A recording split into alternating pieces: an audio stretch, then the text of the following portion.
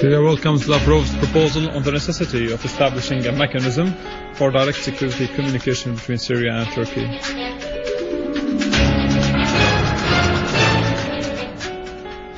And the Russian National Security Council reviews the situation in Syria, while Moscow affirms that the civilian plane did not carry weapons.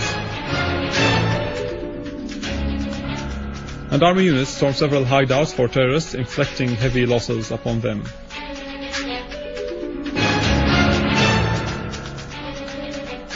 The Netherlands admits the existence of French terrorists in Syria, and Qatar admits that its armament for terrorists runs contrary to international law.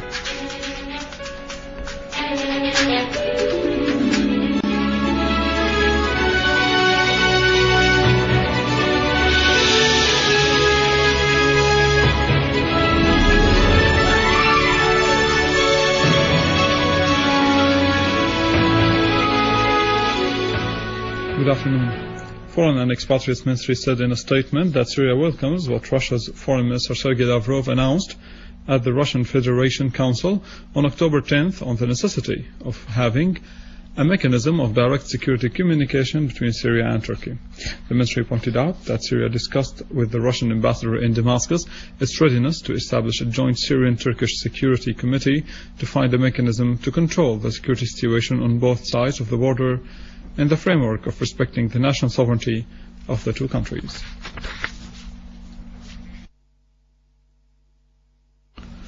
Russian President Vladimir Putin presided over a meeting of the Russian National Security Council. The situation in Syria was on the agenda. Spokesman of the Russian President, Dmitry Peskov, said that issues related to the economic, social agenda and the international relations were discussed during the meeting, with focus on the situation in Syria.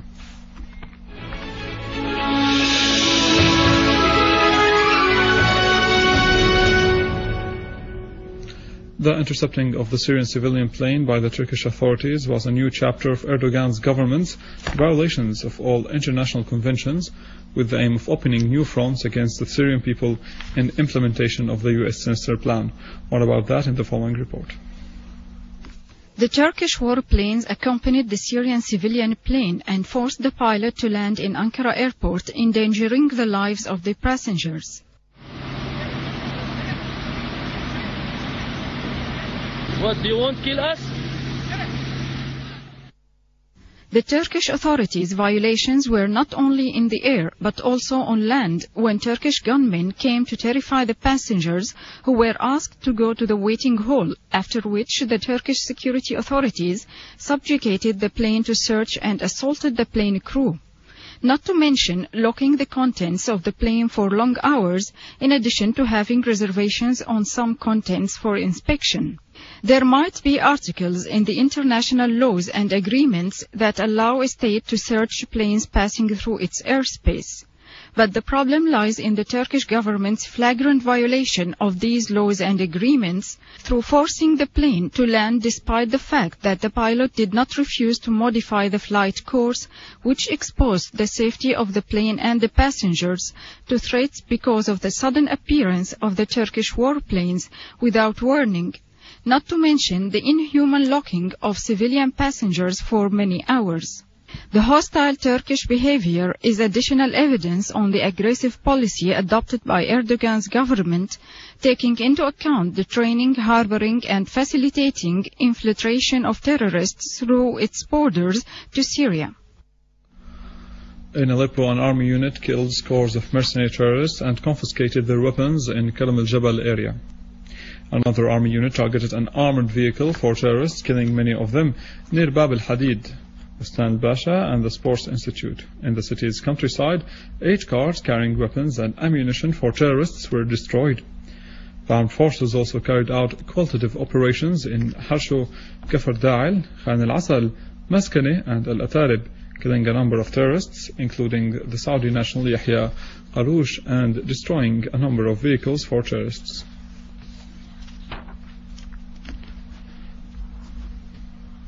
And in related context, in Qudsiyya in Damascus countryside, security forces discovered a hideout For terrorist groups, various kinds of weapons were confiscated, including machine guns, ammunition, binoculars, and explosives to target Syrian Arab Army members and civilians. In Deir ez-Zor Governorate, a unit of our armed forces killed a number of terrorists near a Rawda mosque in Al-Jbele neighborhood. Among them were Bashar al-Junaid, a leader of one of the terrorist groups, and the terrorist Ahmed Hussein al-Allu. A source in the province said that another unit of our armed forces destroyed a car equipped with Dushka machine gun at Al-Ummal neighborhood, in addition to destroying a pickup car that was carrying a number of terrorists. In another qualitative operation, our armed forces killed a number of terrorists and wounded others near the Huwayd agency in Sheikh Yassin.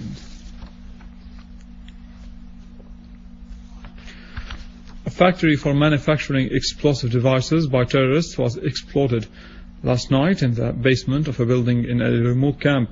The explosion led to the collapse of the 4-story building and the death of some inhabitants and passers-by, and the wounding of others. The explosion also caused huge material damage to nearby buildings. The building lies near Loubier Street, which is one of the most crowded markets in the area.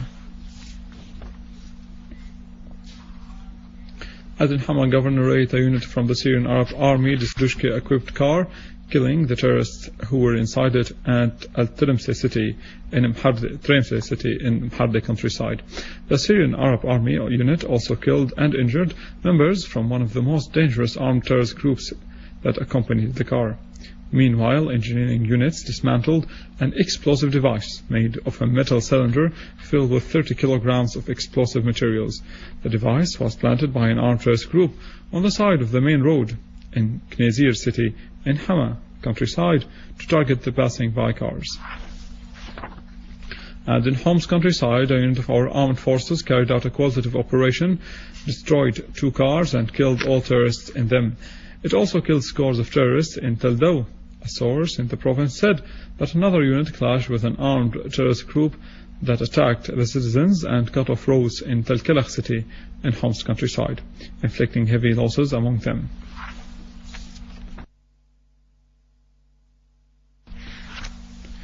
And in a Slebe neighborhood in Latakia, the competent authorities discovered a weapons store upon storming a hideout used by an armed terrorist group and seized RPG launchers, rifles, pistols, various kinds of ammunition, grenades, electronic equipment, communication equipment, remote control equipment, and materials used in making explosive devices.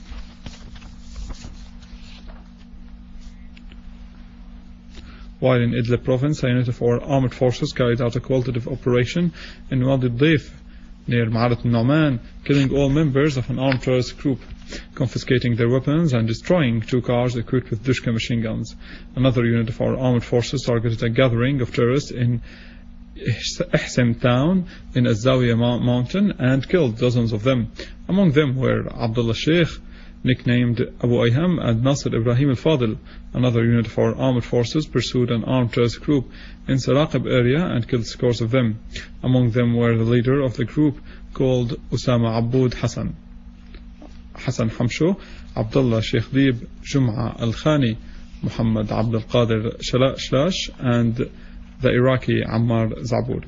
In other qualitative operations, units of the armed forces killed gatherings of terrorists in Khan Sheikhun, Ma'arat al-Nu'man, Hij town, and in nearby villages.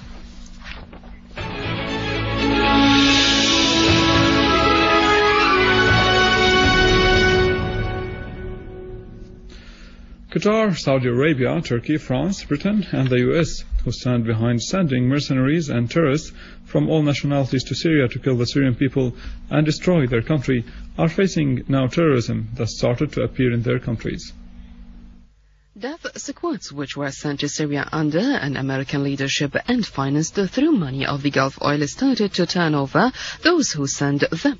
Following the American acknowledgement that Al-Qaeda and terrorists exist in Syria, the French President François Hollande calls for the necessity to reach an international policy to face the terrorists and admit that there are French terrorists in Syria.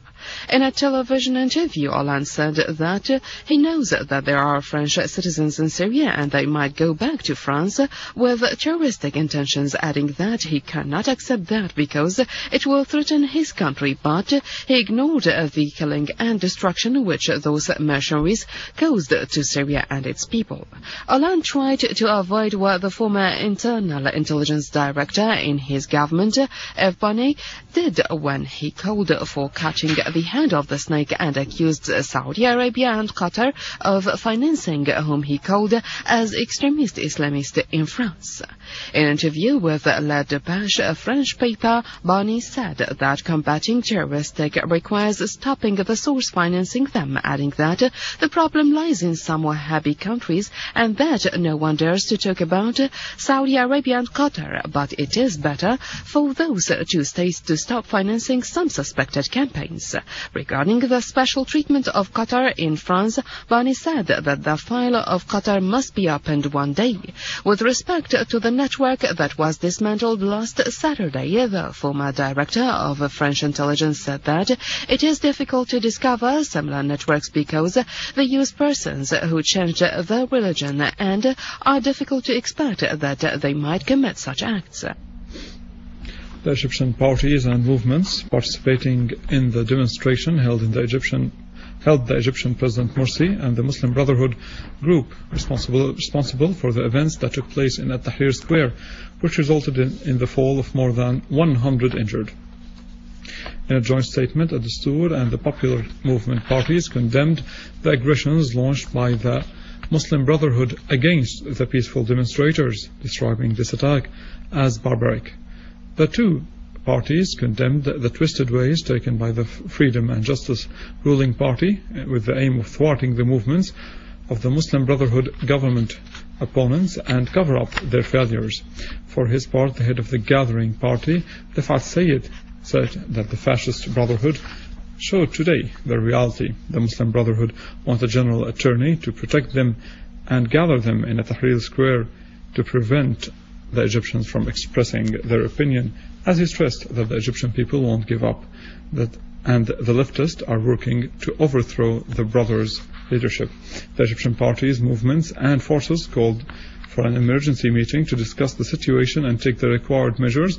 In the meantime, the participants in the Putting Mercy into Account demonstration and the forces in Tahrir Square announced their sit-in in the quarter despite the events that took place there, until the establishment's committees fails to put a new constitution and responding to their demand. And with this, we come to the end of our news for today. For more details, visit our website in English, www.syriaonline.sy. But now stay with us. After the